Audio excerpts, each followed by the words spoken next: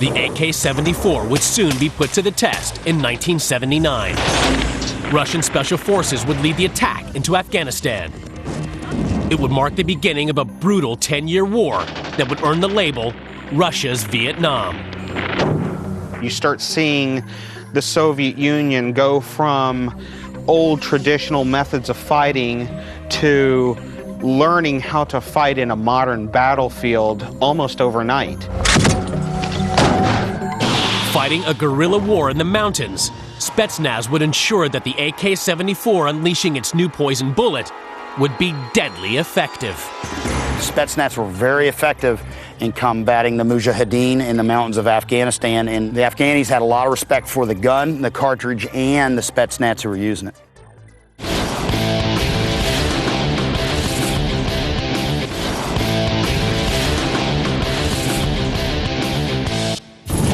Since 1947, Kalashnikov's AK-47 design has developed and become even more deadly. 60 years on, and Spetsnaz rock and roll with the version of the AK that can literally bring the house down. This one is one of the latest versions of AK-74. It's AK-74M collapsible stock. This is the ultimate AK. So this one is equipped with a red dot sight. There's 2 steel magazines with magazine couplers to deploy the second magazine much quicker. And this weapon has extra killer bite, courtesy of an underslung grenade launcher. This is underbarrel grenade launcher GP30, 40mm. There's a sight for up to 400 meters. Basically, it's very simple in use. Once the grenade is in, all they have to do just to press the trigger. This deadly addition to the AK was loaded with grenades that caused massive carnage. This grenade is even more dangerous than any other one, because this one is so-called jumping grenade. We call it the bouncer because it does bounce and it explodes up in the air at about 100 to 150 centimeters up in the air, so just about your chest level, that's where it explodes. Are the underslung grenades as good as it gets? Don't bet on it. When Spetsnaz need to up the firepower, blasting down doors, or simply blasting away the enemy, they use a weapon system that is the deadly offspring of the AK-47 and a 12-gauge combat shotgun. Take cover. It's time to go semi-auto with the Saiga. What we have here is the Saiga 12-gauge shotgun.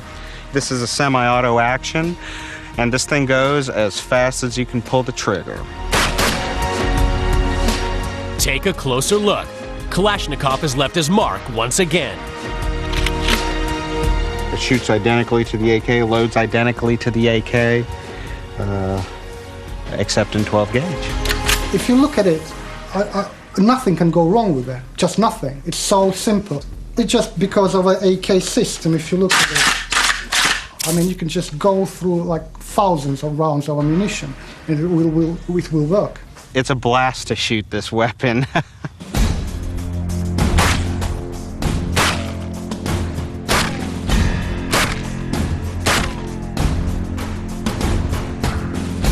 This person would have had his head cleanly taken off, or nothing left of his head. Pretty much this is the deadliness of a shotgun coupled with Russian engineering at its best. The snipers of Spetsnaz are experts at dealing out death at a distance.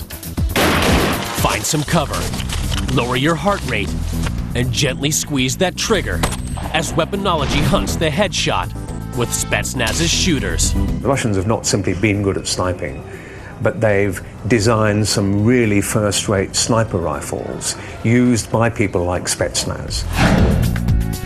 Their legacy of long-range covert kills goes back more than 60 years and features some of the most famous snipers and rifles in military history.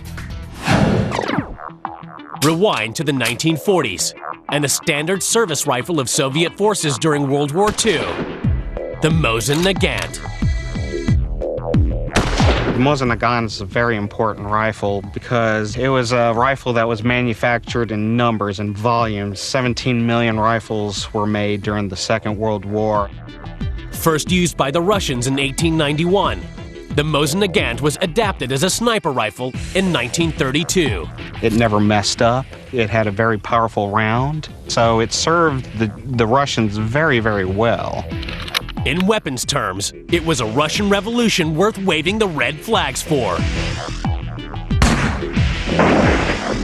During the Battle of Stalingrad, its 7.62 millimeter heavy slug caused carnage. What we're going to do now is load this heavy old slug into this Mosin-Nagant rifle and see what kind of impact it has on the pumpkin over there.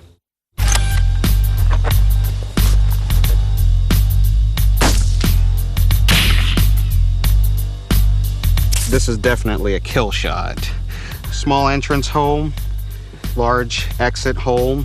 If this was an enemy German soldier, this person would have been lights out. The Mosin-Nagant rifle was only as good as the soldier that pulled its trigger. One Soviet sniper, Vasily Zaitsev, armed with his faithful Mosin-Nagant, would wage a one-man war and kill over 240 Nazis. But it wasn't just the men of Mother Russia that took up arms against the Germans. One of the most predominant female snipers was Lyudmila Pavlichenko. She had over 300 kills credited to her, several of them being German snipers themselves. She was awarded the Gold Star to the hero of the Soviet Union, which helped her in the end become the legend that she was.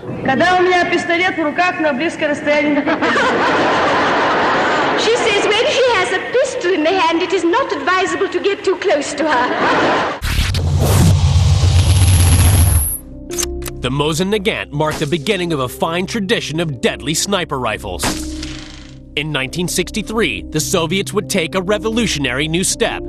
They would design the world's first purpose-built sniper rifle, the Dragunov SVD.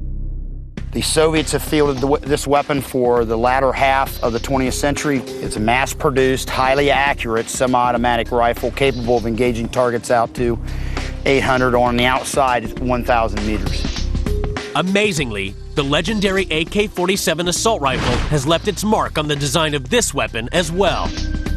Much of this mass-produced gun's main features borrowed directly from Kalashnikov's designs. The selector switch for safe, semi-automatic only in this particular weapon is the same spot as an AK. Magazine releases in the same spot. Charging handle, it essentially loads and operates the same way as an AK. Weaponology investigates just how deadly the Dragunov is at a range of 250 yards. Let's go check it out. You can see why this weapon would be preferred and used extensively by the Spetsnaz. Very good weapon. In a lot of ways, you could argue that the Western world has struggled to catch up with what this weapon brings to the table in the designated marksman role. Keep in mind, this is not a hand-built weapon, it's a factory-built weapon that they were able to issue thousands of. You look good, dead center hit, huh? Each Spetsnaz squad would have a Dragunov sniper expert, dealing and long-distance death. It would be a job that would need a special sort of operative. One of the things that is considered very heavily in training is the psychological issues that you face. As a sniper looking through the optic, you pretty much in a very small world, one-on-one with a person that you're going to have to make a decision about his life. And sometimes the right decision may not be the easiest decision to make. In the late 1980s, Soviet weapons designers would be given the task of developing an even deadlier new sniper rifle. At the time, Spetsnaz were making do, using the AK-74 with silencers for stealthy infiltration. A new sniper's weapon was needed. The VSS would soon earn the nickname the Ventorez, Russian for thread cutter, because of its legendary accuracy at a distance. It would soon become a firm favorite of Spetsnaz. What would make Ventorez my weapon of choice would be its lethality and its silence. Loaded with a subsonic 9mm round, this internally suppressed weapon keeps noise and flash to a minimum and can shoot through steel. I can take a 400-meter shot, very silent shot, to do what needs to be done.